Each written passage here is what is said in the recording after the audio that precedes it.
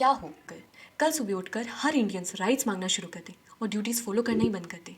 पिछली वीडियो में हमने कॉन्स्टिट्यूशन के बारे में जाना था, इंडियन कॉन्स्टिट्यूशन के बेसिक्स जाने थे। हमारे कॉन्स्टिट्यूशन का मेन एम है justice, liberty, equality and fraternity. लेकिन कॉन्स्टिट्यूशन में एक और सबसे इंपॉर्टेंट चीज़ है, वो है राइट्स एंड ड्यूटीज़। अब हम फंडामेंटल राइट्स के बारे में तो जानते हैं कि राइट टू इक्वालिटी है, राइट टू फ्रीडम है, right against exploitation, right to freedom of religion, cultural and educational rights, right to constitutional remedies. क्योंकि ब्रिटिश रूल के दौरान इंडियन के पास ज़्यादा फ्रीडम नहीं थी, इसलिए कॉन्स्टिट्यूशन मेकर्स ने राइट्स को सबसे ज़्यादा इंपॉर्टेंस दी थी। जैसे ही सबको फ्रीडम की मांग होती है ना, वो लोग बात है कि हम लोगों की फ्रीडम मम्मियों के सामने नहीं चलती। राइट्स को ही सब कुछ दिया तो ड्यूटीज़ कहाँ से आई? जब कॉन्स्टिट्यूशन 1950 में लागू हुआ था तब ड्यूटीज़ नहीं थी।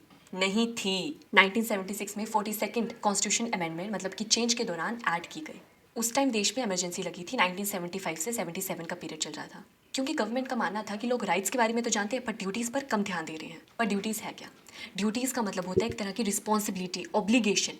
आपको पता है ड्यूटीज़ तो एक वर्ड से आया है, लोन, जो हमें पे बैक करना है। अगर हमें राइट मिल रहा है तो हमें ड्यूटी भी अपनी फॉलो करनी है। जैसे कॉन्स्टिट्यूशन का रिस्पेक्ट करना ड्यूटी है, हमारे नेशनल फ्लैग, नेशनल एंथम का रिस्पेक्ट करना ड्यूटी है। जैसे वोट देना राइट है, वोट देना एक ड्यूटी भी है। पर कितनी स्टायरिकल बात है, हम इन्वायरमेंट को बचाने का पोस्ट शेयर कर देते हैं और उसके बाद फिर चिप्स का पैकेट रोड पे फेंक देते हैं। खैर, राइट्स एंड ड्यूटीज़ एक ही कॉइन के दो फेस कैसे हैं? देखो, जैसे फ्रीडम ऑफ स्पीच हमारा राइट है, ये हमारी ड्यूटी भी है कि हम इसका यूज़ कर मिस इन्फॉर्मेशन ना फैलाएं। पहले तो 10 ही ड्यूटी थे, लेकिन 2002 में 11th ड्यूटी भी आ गई है, जो कि है पेरेंट्स की ड्यूटी कि 6 से 14 साल के बच्चों को एजुकेशन की अपॉर्चुनिटी दे। एक डेमोक्रेसी ना तब मजबूत बनती है जब सरकार अपने सिटीजन्स के राइट्स का सम्मान करे और सिटीजन्स अपनी ड्यूटीज़ का। क्योंकि ऐसा तो नहीं चल सकता ना कि एक बंदा दूसरे बंदे को कुछ गलत कह रहा है, अब्यूज़ कर रहा है, ये कहते हुए कि मेरे पास राइट टू स्पीच है। इसलिए हम हैं एक ही सिक्के के दो पहलू।